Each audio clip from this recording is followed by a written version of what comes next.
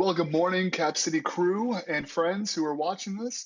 I hope you are using this time of shelter in place to spend some quality moments with your family. I just was texting Caleb last night, and he was telling me about how the whole Morazan family has really banded together, and they've been knocking out some spring cleaning and playing board games, and they've been just making family memories that they're going to be able to have for a good time to come. Me, I have been spending a lot of quality time with the cats and my mom. We've been watching Netflix and YouTube and been binging some shows. It's been quite a good time for us. Since I typically work from home anyway, except for when I'm at a school or a teen center or at church, I've been able to use this time to get some extra work done as well. So, what have you been doing to pass the time? Go ahead and drop what you've been up to down in the comments below. I'm sure we would all love to hear from you and what you've been up to. I have also posted a scavenger hunt on Band. You can go on there and post pictures with various items in that picture that will net you points for specific items such as hand sanitizer, toilet paper, pictures with family, pictures in a car. So go on Band and check out that scavenger hunt and see what you come up with. I'm certainly curious to see who will win.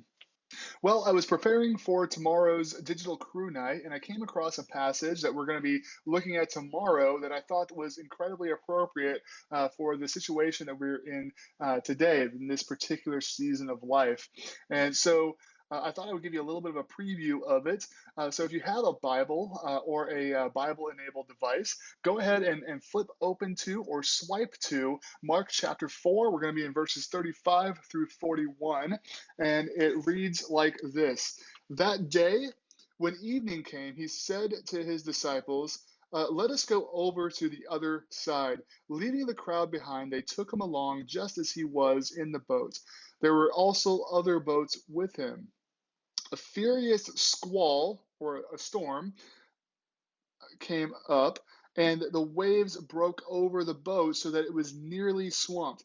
Jesus was in the stern, sleeping on a cushion. The disciples woke him and said to him, Teacher, don't you care if we drown? He got up, rebuked the wind, and said to the waves, Quiet, be still. Then the wind died down and it was completely calm. He said to his disciples, Why are you afraid? Do you still have no faith? They were terrified and asked each other, Who is this? Even the wind and the waves obey him. So last week in chapter 4, Jesus was leading a Bible study. He was teaching the crowds a bunch of parables about the kingdom of God. And after he gets done teaching, he tells his disciples, let's get into this boat, let's sail across the lake. And while they're sailing, Jesus goes and takes a nap, and this huge storm swells up and threatens to capsize the boat. And the disciples were understandably shook. But you know who is not shook is Jesus. In fact, so not shook is he that he's actually in the stern of the boat taking a nap, sleeping soundly.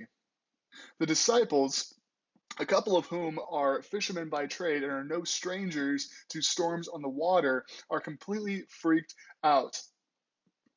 These folks are doing everything they can to keep themselves from capsizing and to stay afloat.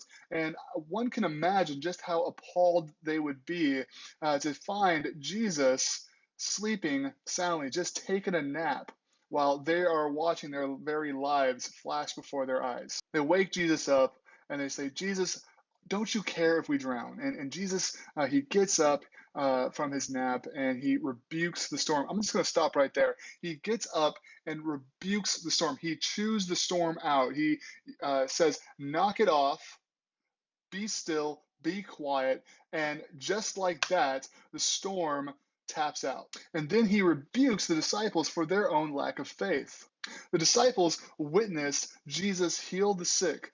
They witnessed him cast out demons. They even saw him heal a man or forgive a man of his sins. And then he backs that up by healing that very same man of his paralysis. Time and again, he demonstrates his sovereignty over illness, his power over the supernatural, and in this instance, he is demonstrating and displaying his power over creation itself as the very winds and the waves obey him. Well, our world is very much experiencing a storm of its own right now, and I, for one, have been very encouraged by how the global community has banded together to support one another in this time of crisis. I've been scrolling through Facebook and Instagram, and I've seen musicians putting on free concerts, people in Italy on their balconies playing music, people sharing really funny memes and on their own Facebook feeds. And it's been really encouraging to me to see just how optimistic that we have been. We have not allowed fear to overwhelm us. But at the same time, there are people out there who have allowed fear to overwhelm them, have allowed the anxiety of the time to consume them. But I'm here to tell you that Jesus is not any more shook over this virus than he was shook about the storm while he was taking a nap in a boat 2,000 years ago. This is a time for us as believers to step up, to show the world our love for God and our love for people. If you find that you have a lot of extra time on your hands and boredom has completely gripped you, I want to challenge you these next couple of weeks that we are sheltering in place to reach out to one another, keep sending each other text messages, send each other Snapchats, send each other funny memes. It just so happens by God's providence that the week before shelter in place became a thing, that we dropped our brand new 2020 Capital City Baptist Church directory. And so flip through it and reach out to some church members. There are a lot of older church members that we have that some of whom live by themselves that would love to receive a phone call from you and love to chat with you for a little bit. And I know that especially my generation and your generation in particular has a lot of anxiety about calling each other on the phone. But I want to challenge you to step out of your comfort zone this week and reach out to some folks in our church family that could use some company and some comfort. Thank you so much. I'm keeping you all in my prayers and my thoughts. And I hope to see all of you tomorrow for Digital Crew Night. God bless.